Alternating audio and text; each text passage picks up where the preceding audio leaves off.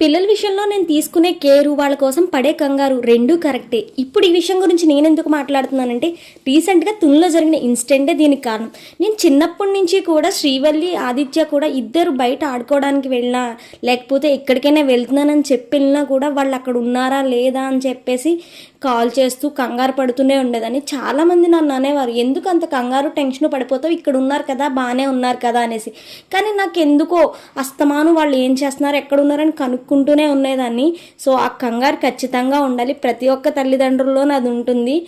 Maybe Tuni ఇన్సిడెంట్లో వాళ్ళు ఉంది కదా అనే ఆలోచనే ఈ పాప ఇప్పుడు కనిపించకుండా పోవడానికి కారణం.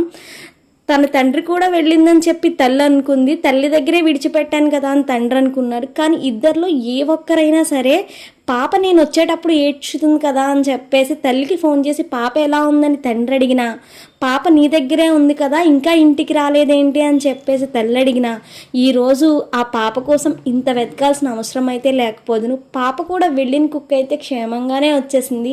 సో ఎనీవే పాప కూడా వెనక్కి క్షేమంగానే తిరిగి రావాలని కోరుకుంటున్నా. కానీ రోజులు గడిచే కొద్దీ కూడా ఎక్కడో భయం. ఎనీవే